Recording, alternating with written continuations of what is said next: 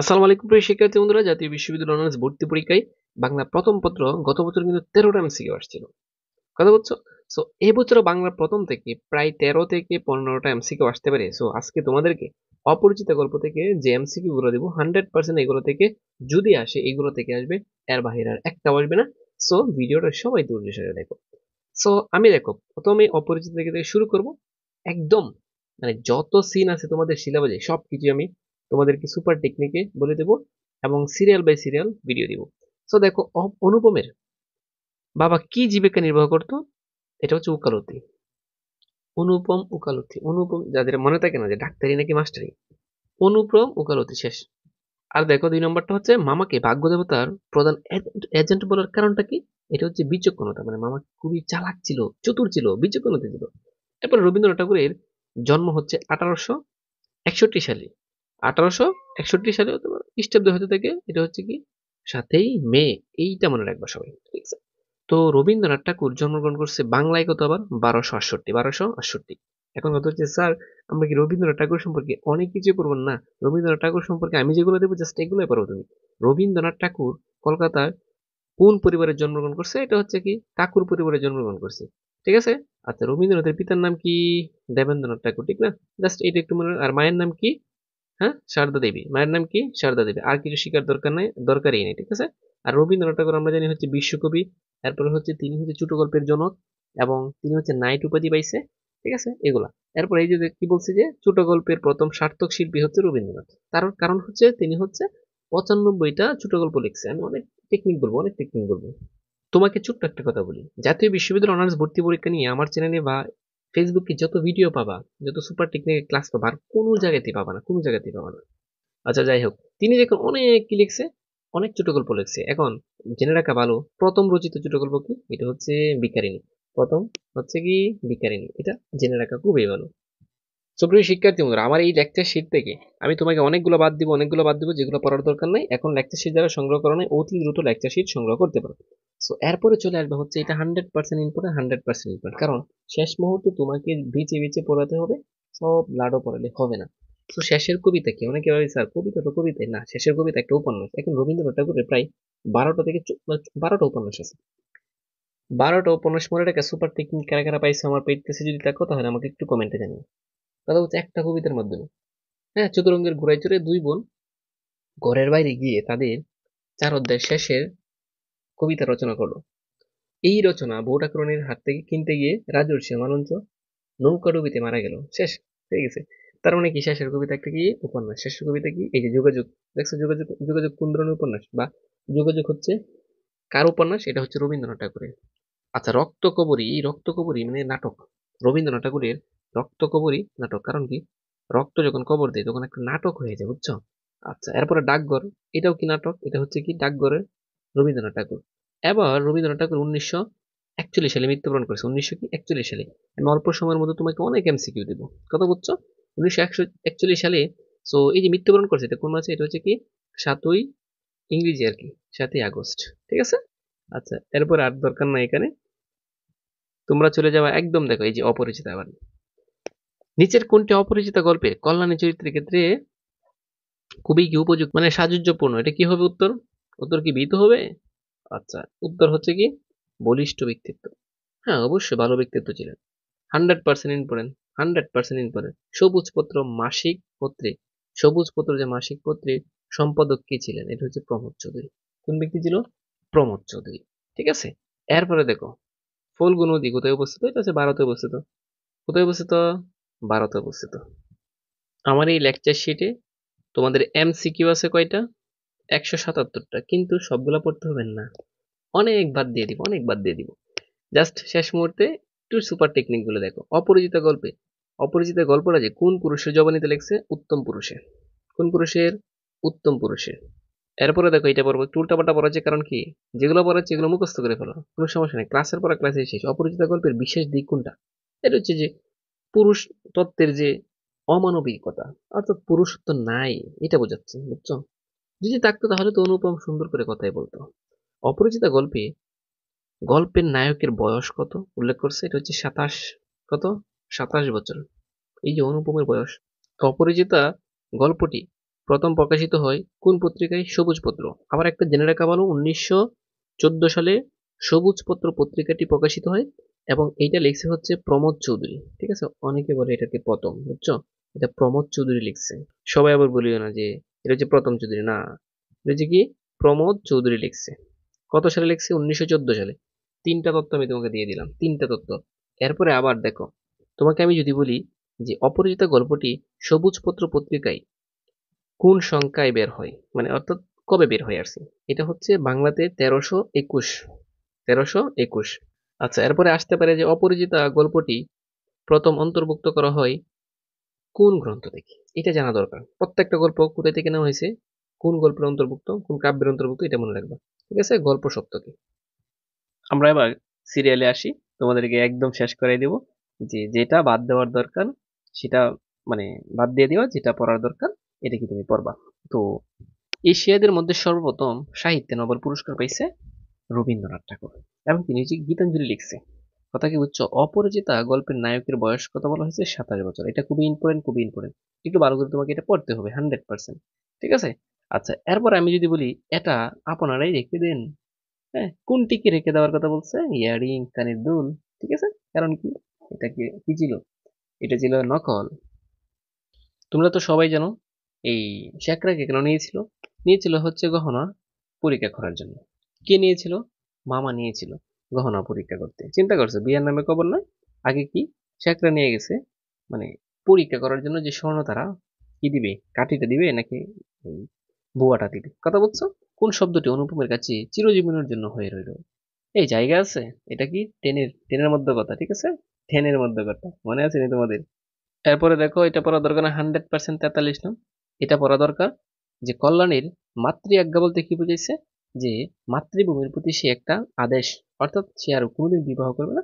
মাতৃভূমির যে দেশপ্রেম, মানে মাতৃভূমির প্রতি সে জীবনটা দিয়ে দিছে, আর কোনোদিন সে বিয়েও বসবে না।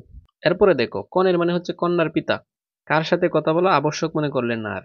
কি? অনুপমের। যে মামার সাথেই তো কথা বলতে চাতে, আর অনুপমের সাথে কেন কথা বলবে? কথা বুঝছো?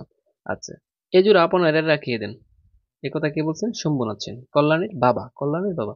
তো বাড়ির লোকেরা কেন রেগে আগুন, অপমানিত হয়ে পড়ায়, অপমানিত হয়ে পড়ছে, তাই রেগে কি একদম আগুন আগুন হয়ে গেছে। ঠিক আছে, তবে ইহার বিশেষ মূল্য আছে। এখানে কিসের মূল্যের কথা বলা হয়েছে? বলা হয়েছে কি জীবনের। তবু জীবনের অনেকটি মূল্য আছে। পণ্ডিত মশাই বা ছোটবেলায় পণ্ডিত মশাই অনুপমকে কিসের সাথে তুলনা করছে? মাকাল ফল। আবার অনেকে বলে স্যার এটা কি মাকাল ফল? হ্যাঁ, মাকাল ফল মানে কেমন জানো? দেখতে লাল, মানে ভিতরে খুব সুন্দর সুন্দর, যেটাকে বলা হয় বাংলা ভাষায় কাউয়া কাটি, কাউয়া রাখাই। তো ভিতরে একদম পচা বিশ্রী একটা, আর বাহিরে দেখতে খুবই সুন্দর। তো অনুপমের আসল অভিভাবক কেটা? মামা পণ্ডিত, আমি তাকে পণ্ডিত বলি, বুঝছো? অনুপমের আসল পণ্ডিত অভিভাবক হচ্ছে তার মামা। এই মামার কারণে তার জীবনটা শেষ, একদম শেষ। অনুপমের অপরিচিতা গল্পে মামার সাথে অনুপমের পার্থক্য কি? মামার সাথে অনুপমের পার্থক্য হচ্ছে বছর ছয়েক। ঠিক আছে, বছর ছয়েকের পার্থক্য। কথা বুঝছো? তো কন্যার মানে কন্যার পিতা মাত্রই কোনটি স্বীকার করলেন? এটা হচ্ছে কি অনুপম সৎপাত্র এটা স্বীকার করছে, এটা ঠিক আছে, কিন্তু সে তো কি মাকাল ফল। সো এরপরে দেখো, আমি বিশেষ বিশেষ কয়েকটা পড়াবো। ঠিক আছে, 10 মিনিটের উপর।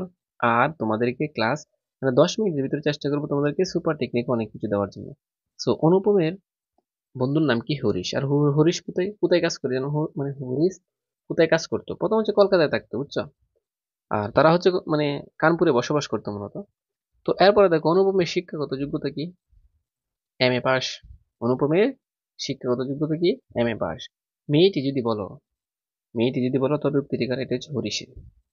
ঠিক আছে, এই হরিশ হচ্ছে আসর জমাতে অদ্বিতীয়, মানে মুহূর্তে কি আসর জমায় আর কি, বুঝছো?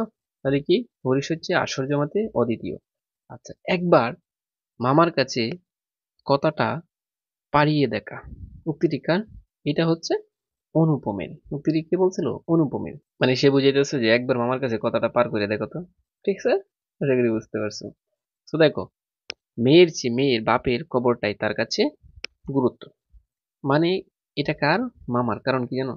মানে মেয়ের বাবা কি স্বর্ণ কি বেশি দিবে নাকি কম দিবে? মেয়ে ভালো হোক সে খারাপ হোক, কিন্তু মেয়ের চেয়ে তার বাপের মেয়ের বাপের খবরটাই তার কাছে অধিক গুরুত্বপূর্ণ মামার কাছে, লোভী ব্যক্তি তো তাই। আচ্ছা, এরপরে কি বলছিলাম যে আসর জমাতে অদিতি হচ্ছে অনুপম, নাকি? না, হরিশ। ঠিক আছে, অনেকে ভুল করিও না। এরপরে দেখো, অপরিচিত গল্পে কোন দ্বীপের কথা উল্লেখ আছে? এটা হচ্ছে আন্দামান দ্বীপের। হুম, আন্দামান দ্বীপের কথা উল্লেখ আছে। জাতীয় বিশ্ববিদ্যালয়ে অনার্স ভর্তি পরীক্ষা যারা দিবা, তো যারা টেনশনে আছো, একদিনে যদি তোমার প্রস্তুতি শেষ হয়ে যায়, বিষয়টা কেমন লাগে? তুমি শুধু ঘরে বসে আমার কয়েকটা ভিডিও দেখবে, তোমার প্রস্তুতি শেষ। বাংলা 30টা লেকচার দেখবা, ইংরেজি 30টা লেকচার এবং জিকে 20টা লেকচার দেখলেই তোমার প্রস্তুতি একদম কভার হয়ে যাবে। সায়েন্স আর্টস কমার্সের জন্য পিডিএফ গ্রুপ ভিত্তিক সাজেশন দিব। সায়েন্স আর্টস কমার্সের জন্য যে সাজেশন দিব, এখান থেকে শতভাগ কমন পাবা, আর কোনো অতিরিক্ত প্যারার কোনো দরকার নেই। আর দেরি না করে আমাদের একটা মাত্র কোর্সে ভর্তি হতে এখনই যোগাযোগ করতে পারো। এখন সবারই একটা প্রশ্ন থাকে, স্যার সত্যি কি কমন পাবো? প্রিয় শিক্ষার্থী বন্ধুরা, 2024 সাল থেকে জাতীয় বিশ্ববিদ্যালয় অনার্স ভর্তি পরীক্ষা চালু হয়েছে এবং 2024 ব্যাচ থেকে জাতীয় বিশ্ববিদ্যালয় অনার্স ভর্তি পরীক্ষার কার্যক্রম চালু হয়, এবং তারা হচ্ছে সরাসরি আমার লেকচার থেকে 80টা প্লাস 100টা এমসিকিউ এর মধ্যে 80টা প্লাস হুবহু কমন পাইছে। যদি বিশ্বাস না হয়, তুমি হচ্ছে আমার চ্যানেলে ঘাটাঘাটি করে দেখতে পারো, এবং হুবহু কমন পাইছে। এবং 5,000-এর বেশি স্টুডেন্ট আমার কোর্সে ভর্তি ছিল, এবং তারা হচ্ছে ভালো সাবজেক্টে ভালো একটা কলেজে চান্স পাইছে। এই বিশ্ববিদ্যালয়ের অধীনে 2024 সালে 5 লক্ষ স্টুডেন্ট পরীক্ষা দিয়েছে, এর মধ্যে 4 লক্ষ স্টুডেন্ট পাস করছে আর 1 লক্ষ স্টুডেন্ট ফেল করছে, শুধুমাত্র তাদের গাইডলাইনের অভাবে। এখন অনেকে শুধু তোমাকে সাজেশন দিবে, আমার সুপার টেকনিকের সাজেশন তো এমনিতেই ফ্রি পাবা কোর্সে ভর্তি হলে। প্রিয় শিক্ষার্থী তোমরা আর দেরি না করে আমাদের এই কোর্সে ভর্তি হতে এখানে যোগাযোগ করতে পারো। আর একটা মাত্র কোর্সে তোমার সবকিছু শেষ হয়ে যাবে, লাইফ টাইম সাপোর্ট পাবা, আর অন্য কোনো জায়গায় কোচিং প্রাইভেট পড়ার দরকার নেই, কোনো সিটও দরকার নেই। অনুপমের মামা যখন একজনকে নিয়েছিল স্বর্ণ পরীক্ষা করার জন্য, এই ব্যক্তির নাম কি ছিল? বিনোদা। তো তিনি হচ্ছে স্বর্ণ পরীক্ষা করে দেখছিল, কি দেখছিল? মন্দ নয় হে, কাঠি সোনা বটে, তিটিকার এই বিনোদা। বিনোদা তখনই বলছিল, বিনোদা চমৎকার, এর স্থলে কি বলে? হ্যাঁ, চলনসই। তিনি হচ্ছে বলে যে চমৎকার, তখন কি বলে? চলনসই। সো কল্যাণীর পিতার নাম কি? শম্ভুনাথ সেন, নাকি? উত্তর হচ্ছে শম্ভুনাথ। তো শম্ভুনাথ ওর বয়স কত? প্রায় 40, বেশি একটা বড় নয়। ঠিক আছে, 40-এর মতো। হ্যাঁ, আশা করি বুঝতে পারছো। তো কোষ্ঠীপত্র নিয়ে কি বসেছিল? শেখরা, শেখরা, ঠিক আছে না? দেখো, এখন যেগুলা দিচ্ছি জাস্ট এখন কমন পাবা, বুঝছো? ইয়ারিং কোথা থেকে আনা হয়েছে? বিলেত থেকে আনা হয়েছে। অনুপম কাকে নিয়ে এই তীর্থযাত্রা শুরু করে? মাকে নিয়ে। ঠিক আছে, মা পুত্রের তীর্থযাত্রার বাহক কি ছিল? এটা হচ্ছে রেলগাড়ি ছিল। কথা বুঝছো? সো এখানে জায়গা আছে উক্তিটিকার কল্যাণীর। স্টেশন অনুপম, মানে বাস স্টেশনে অনুপম কি ফেলে রেখে? Camera, camera. কথা বুঝছো? তো ট্রেনে দেখা হওয়ার সময় কল্যাণীর বয়স কত ছিল? এটা 16 থেকে 17, প্রায় 16 থেকে 17। কল্যাণী মেয়েটির সঙ্গে কয়জন মেয়ে ছিল? এটা হচ্ছে 3 থেকে 4 জন। 3 থেকে কয়জন? 4 জন ছিল। শম্ভুনাথ পেশায় হচ্ছে কি একজন ডাক্তার। মাতৃ আজ্ঞা বলতে কল্যাণীর, মানে কল্যাণী কার প্রতি ইঙ্গিত করেছে? এটা হচ্ছে মাতৃভূমির প্রতি, বুঝছো? এরপর বিবাহের সময় অনুপমের বয়স কত ছিল? এইটা জানা সবারই দরকার, বুঝছো? মাত্র 23। কত? 23। আচ্ছা দেখো, গজাননের মায়ের নাম, এটা হচ্ছে অন্নপূর্ণা। আচ্ছা, এরপর আমি যদি বলি হরিশ কি উপলক্ষে কলকাতায় আসে? এটা হচ্ছে ছুটি উপলক্ষে। কাকে অনুপমের ভাগ্য দেবতার এজেন্ট বলা হয়? মামাকে। কারণ যে মামা শয়তান দুষ্ট, আমি এটাকে বলি, বুঝছো? টাকার প্রতি বেশি আসক্ত ছিল মামার, টাকার প্রতি অনেক আসক্ত ছিল। এই টাকার প্রতি আসক্ত টাকায় ছেলেটাকে আর বিয়েই করাইতে পারে নাই। কথা বুঝছো? আচ্ছা, একবার এই যে কি বলছে দেখো, এখন কিন্তু প্রমাণ পাবা। একবার মামার কাছে কথাটা পারিয়ে দেখো। এটা কিসে? এটা হচ্ছে কি বিয়ের, বিয়ের, বিয়ের, বুঝছো? আচ্ছা, বিয়ের সময় কল্যাণীর প্রকৃত বয়স কত? 15। এটা আবার জানা দরকার। দেখো, মকরের সমর্থক শব্দ কি? কুমির। মকরের সমর্থক শব্দ কি? কুমির। এই গজানন শব্দটির অর্থ কি বুঝছো? গজ এর হাতির মতো মুখ, বুঝছো? গজন, গজ মানে হাতি, বুঝছো? এরপর হচ্ছে গন্ডূষ শব্দ। গন্ডূষ শব্দটি কি? সংস্কৃত শব্দ। ঠিক আছে।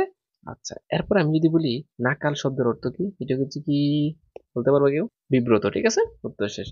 আচ্ছা, যেগুলো আমি জীবো জাস্ট এগুলো কয়েকটা একটু ভালো করে পড়বো, আমি বারবার বলতেছি। তো আগুনের সমর্থক শব্দ নয় কোনটা? আমরা জানি অগ্নি, আগুন, প্লাবক, বহ্নি, এরপর হুতাশন হয়, বুঝছো? আচ্ছা, তার মানে নাই কোনটা? উত্তর হচ্ছে ওড়ি, ওড়ি, ওড়ি, ওড়ি। ঠিক আছে। আচ্ছা, আর দরকার নেই। সুপ্রিয় শিক্ষার্থী বন্ধুরা, যেগুলো দিচ্ছি 100% যদি কমন পেতে চাও, জাস্ট একটু ভালো করে পড়িও। আর অপরিচিত গল্প লিখছে কি? লিখছে তো এটা রবীন্দ্রনাথ ঠাকুর। হ্যাঁ, আর এটা এই গল্পের উৎস কোথায় থেকে নেওয়া হয়েছে? এটা হচ্ছে কি? গল্পগুচ্ছ। মনে আছে তোমাদের? আচ্ছা, 27 বছরের কাহিনী। সুপ্রিয় শিক্ষার্থী বন্ধুরা, যেগুলো দিয়েছি মানে বেনিশ একদম, আর কোথা থেকে প্রশ্ন করবে? এজন্য আমি এরকম ভাবে সাজাইছি যে তোমার এই জায়গা থেকে প্রশ্ন করে। তো তুমি যদি, যারা ভিডিওটা দেখতেছো, এভাবে প্রত্যেকটা গল্প বা গদ্য বা পদ্য, ঠিক আছে, গদ্য অথবা পদ্মের যদি ভিডিও চাও, তাহলে অবশ্যই প্রত্যেকদিন একটা করে কমেন্ট করিও। যদি ভালো লাগে তাহলে পরবর্তী পার্ট আসবে, সিরিয়াল বাই সিরিয়াল। যত পদ্মের আছে, যত গদ্যের আছে, একদম ফ্রিতেই দিব, যদি তোমরা কমেন্টে জানাও সবাই। অন্তত পক্ষে 100-এর উপরে কমেন্ট হতে হবে, ঠিক আছে?